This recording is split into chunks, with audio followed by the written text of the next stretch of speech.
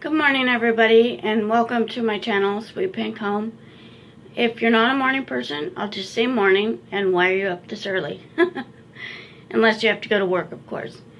But not everybody is a morning person like me. I just happen to be one, and I really love the mornings. And yes, I love the birds chirping and all that crazy stuff.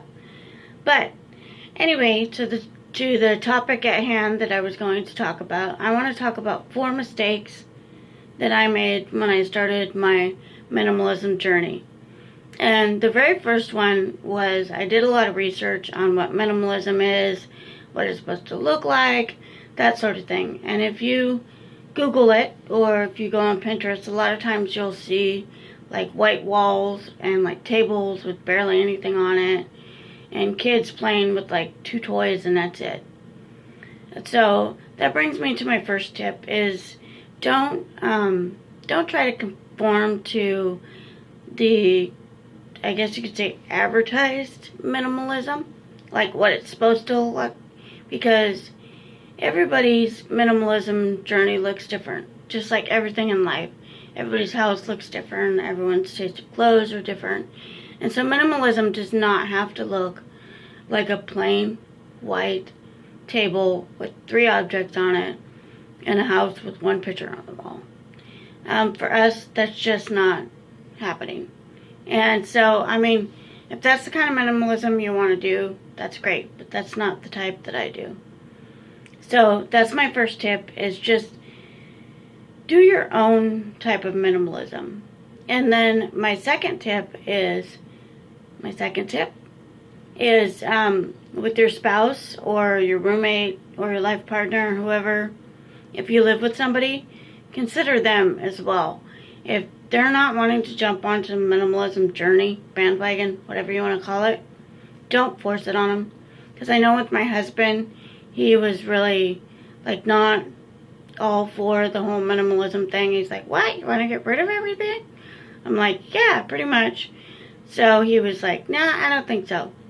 Because one thing about my husband is he lost both of his parents 6 months apart from one another, and he acquired a lot of their things, and so that was really, really hard and trying for him to get rid of his parents' things.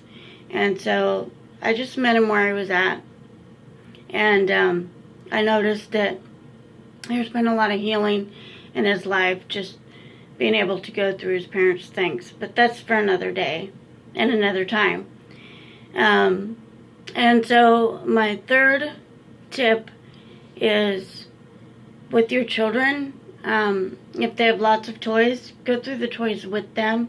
Don't just assume that they want to get rid of that toy too, because it takes up too much space or whatever your reasoning is. But eventually, my 2-year-old and my 6-year-old, we got down to basically a basket of toys, actually 2 baskets of toys, because my mom told me that when we were little, she used to take a laundry basket and fill it with toys, and then she'd have another basket down for us to play with, and then when we got bored with our toys, she would rotate them out. And so I thought that was pretty cool. So we do that with our 2-year-old and our 6-year-old, and it works really well because they feel like they have new toys, like it's Christmas all over again. And so they still have a lot of stuffed animals, which we're working through, and they still have a lot of like outdoor toys, like little cars and stuff. But that's stuff that they enjoy, and I'm not looking to get rid of them anytime soon. So like I said, with your kids, just meet them where they're at again. Don't just assume that they want to get rid of that toy too, because I made the mistake of getting rid of a toy one time for my daughter, and she was like, oh my gosh, where's my toy? And I just kind of like, ooh, had to backpedal and that sort of thing. So eventually I told her the truth, told her it went to Goodwill, and hopefully some other kid's playing with it, you know. And then once she realized, hey, it'll bring somebody else happiness, she was okay with it. But before then, she was not happy with me. So take it from me, do not go through your kids' stuff alone. Have them be by your side, and you'll get through it eventually. Which brings me to the last tip, is don't just go through your stuff and be like, we're going to get rid of this, and this. Boop.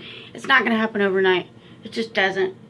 I mean, it's insane how many things we contribute to our house.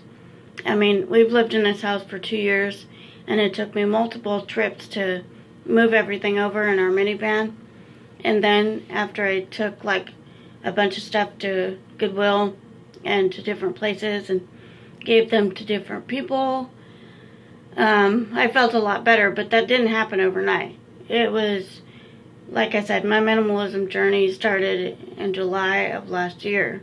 So it's been ongoing, and it still is ongoing because I still bring things into my house. And now what I do is, because I like to thrift shop a lot, my mom and I go do that a lot.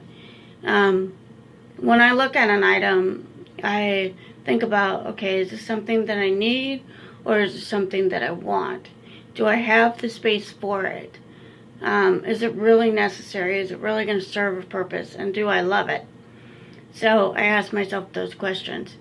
But yeah, my fourth tip is, don't just assume that getting rid of your stuff is going to happen overnight, because it's not. So give yourself time to get rid of stuff. And also give yourself grace as well. I mean, just don't jump right into it and be like, we're going to get rid of all this right now. Just be grateful to yourself and be like, I loved all these items that they served, but they don't serve any purpose anymore. So just think about that when you go through your stuff as well. It's just think about the purpose that they served you. And if it doesn't serve that purpose anymore and you're really struggling with getting rid of it, put it in a box and tuck it away. And if you don't touch it for 30 days, then yeah, get rid of it. And then when you do get rid of it, be happy that eventually somebody else will enjoy it more than you. And also, just an extra tidbit of advice, when it comes to giving away stuff, check with that person first and make sure that they want that item.